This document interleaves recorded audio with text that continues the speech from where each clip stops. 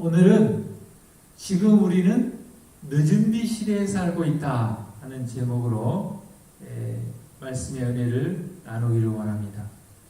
지금 우리는 늦은 비 시대에 살고 있습니다. 저는 낚시하는 걸 잘 좋아하지 않습니다만은 어렸을 때 좀 기억을 이렇게 되돌려 보면은 시골에 저희 집에서 한 5분, 10분 거리에 냇가가 있었습니다. 그래서 저는 이제 그 파리 낚시라고 그러죠. 파리 모양의 그 찌를 이렇게 달아가지고 그것과 낚싯줄을 사가지고 집 뒤에 있는 대나무를 잘라가지고 그것에 이어서 이렇게 냇가에 물이 이렇게 좀 흐르는 곳에 가서 이렇게 물고기를 이렇게 잡았던 기억이 납니다. 그리고 나중에 좀 형편이 나아져서 이렇게 고깃병이라고 그러죠. 유리병. 그것을 사서 그 입구에 된장을 이렇게 넣으면 물고기들이 그곳에 들어가서 물고기를 잡았던 기억이 납니다. 그런데 한 번은 이제 겨울에 아주 추울 때는 그 냇가가 이렇게 얼음이 이렇게 딱 얼게 됩니다. 그러면 그곳에서 이렇게 스케이트 타기도 하고 또 그 얼음을 이렇게 잘라가지고 얼음배를 타기도 합니다. 물론 이제 물이 그렇게 깊지는 않습니다. 그런데 한 번은 이제 얼음배를 이렇게 타고 가다가 물을 이렇게 내리다 보니까 기타 그 커버가 이렇게 있는데 물고기 한두 마리가 그리 왔다 갔다 하는 것입니다. 그래서 호기심에 그 기타의 입구를 스케이트 그 송곳으로 탁 찔러가지고 이 얼음배 위로 건져내서 그 기타 칩을 딱 쏟는데요. 물고기가 그 안에 한 대야 가득 나오는 것입니다. 그래서 참 제가 물고기를 그렇게 많이 이렇게 잡아보기는 처음이었던 것 같아요. 우리가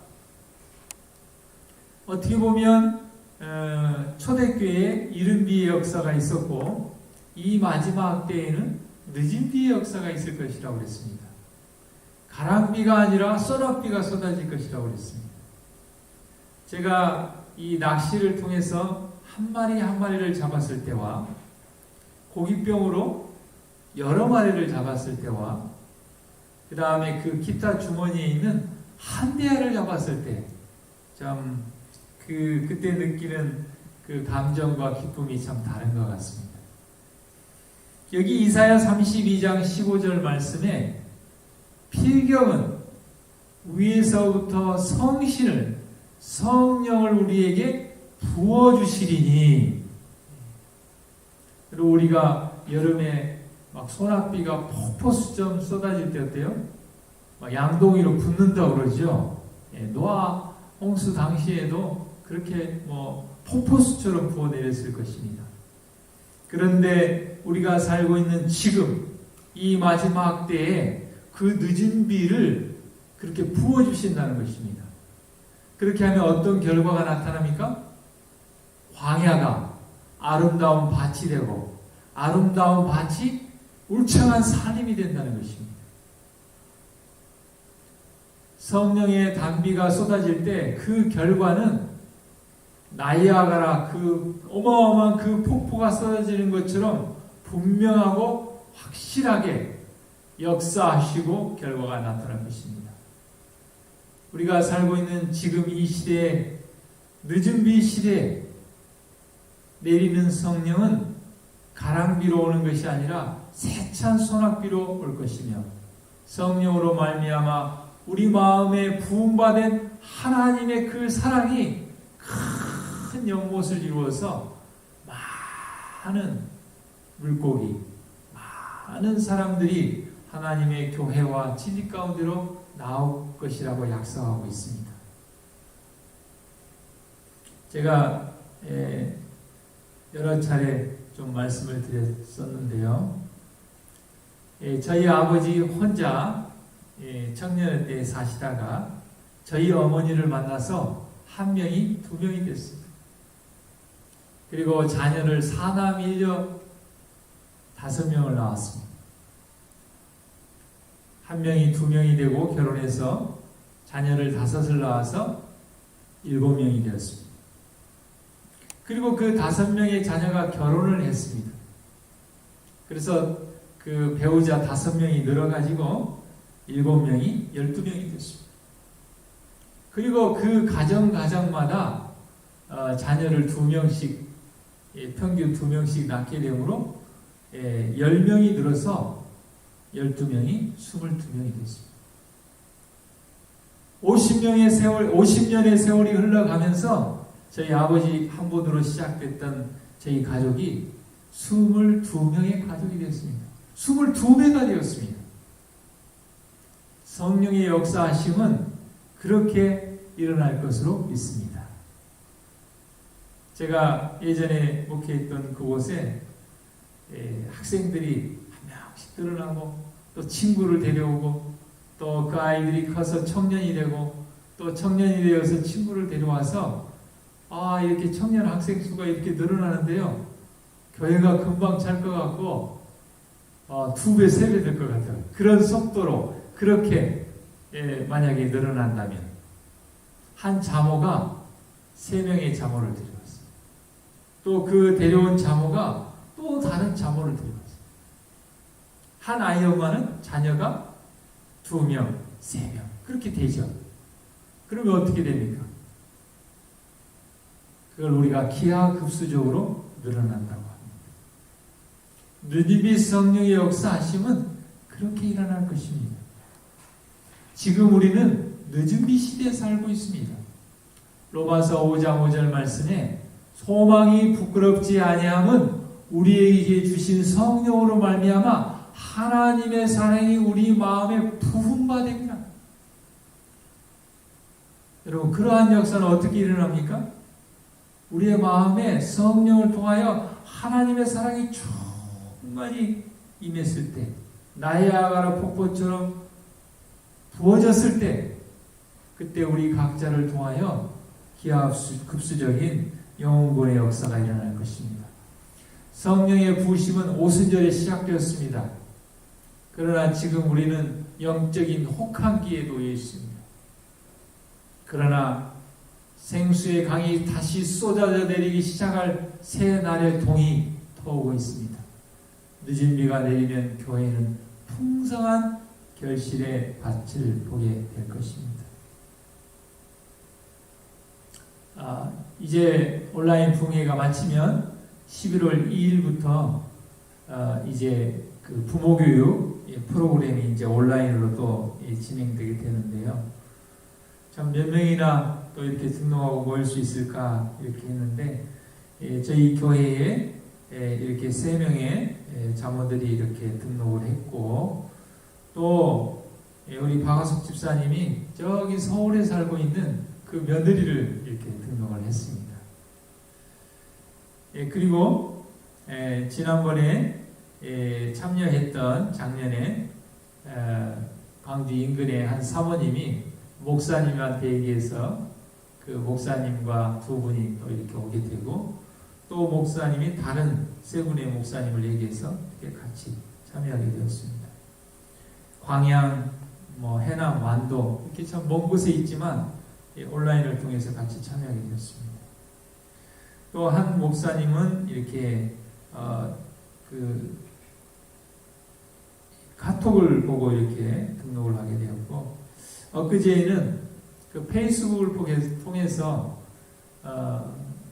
캐나다 토론토에 계시는 호남앞에서 목회하다 가신 목사님이 이렇게 같이 알게 되어서 이렇게 참여하게 됐는데 캐나다는 우리보다 13시간 뒤에 이렇게 있는데 참 시간과 공간을 떠나서 그렇게 참여하게 되었습니다. 그래서 만약에 이렇게 온라인이 아니고 이렇게 대면으로 모인다면 한 6명 정도가 모일 수 있는데 온라인을 통해서 7명이 더 참여하게 되었습니다. 저는 최근에 이 코로나로 인하여 여러 가지 우리가 어려움도 많이 있지만 하나님께서 이 마지막 시대에 어떻게 땅 끝까지 복음을 전할 수 있을까 많이 생각하고 기도하고 생각해 봅니다. 다니엘 12장 4절에 보면 이 마지막 때, 다니엘이 마지막 때까지 이 말을 감수하고 그 글을 봉함하라.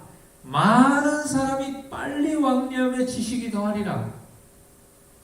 마지막 때, 우리가 살고 있는 이 시대에는 많은 사람이 빨리 왕래하며 지식이 더해지는 시대에 살고 있다고 했습니다. 저는 그 13시간 그 시간차가 나고 그 정말 먼 거리에 있는 그 목사님과 페이스북 그 영상 통화를 통해서 바로 옆에 있는 것처럼 얼굴을 보고 이렇게 통화를 하면서 야, 우리가 살고 있는 이 시대는 정말 지구 전체가 이 동시대에 이렇게 살고 있구나. 물론 이제 그런 과학과 그런 기술들을 통해서 하나님께서 이 복음을 속히 땅끝까지 전하는 도구로 사용할 것으로 생각을 합니다. 다니엘 12장 3절에 지혜 있는 자는 궁창의 빛과 같이 빛날 것이요 많은 사람을 옳은 대로 돌아오게 한 자는 별과 같이 영원토록 비치리라. 아브라함 한 가정으로 시작됐는데 아브라함의 자손들이 애굽으로 들어가기 전까지 아브라함의 그 종들과 가족들이 1000명이 되었다고 했습니다. 그 다음에 야곱의 자녀와 형제들이 애굽에 들어갔을 때 70여 명, 100명도 안 됐습니다. 그러나 그곳에서 215년이 지난 후에 그들이 애굽에서 나올 때 200만 명이 되었습니다. 기하급수적으로 늘어난 것이죠. 지금 우리가 살고 있는 늦은 비 시대에 살고 있습니다.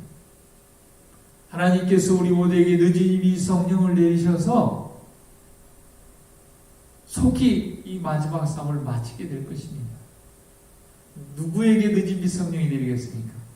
하나님을 사랑하는 마음을 가진 사람, 많은 사람을 옳은 대로 인도하기를 소망하는 사람들에게 늦은 비 성령이 내리고 하나님의 성령이 충만하여서 기하급수적으로 복음이 전파되고 또 많은 사람이 주님 앞에 나와 준비될 때 예수님 속히 재림하게 될 것입니다. 우리는 이번에 온라인 부흥회를 위한 이 9개의 구역반을 조직하고 9명의 리더를 세웠습니다. 각 구역반마다 정말 이 온라인 부흥회 초청장을 보내고 또 그 구역반에 있는 반원들 10명 가까운 그 사람들이 또 각자가 얼마나 놀라운 역사가 일어날까. 그런데 우리가 방관하고 누가 하겠지 뭐 이렇게 한다면 아무 역사도 일어나지 않을 것입니다. 만약에 저희 아버지께서 결혼을 하지 않고 혼자 사셨다면 그냥 혼자 사시고 끝났을 것입니다. 저희 엄마하고 결혼하고 자녀를 하나도 낳지 않았다면 2명으로 끝났을 것입니다. 5명을 자녀를 낳았지만 그 자녀들이 결혼하지 않았다면 7명으로 끝났을 것입니다. 결혼했다 해도 자녀들을 두지 않았다고 한다면 12명으로 끝나고 말았을 것입니다. 지금 우리가 살고 있는 시대는 늦은 비 시대에 살고 있습니다.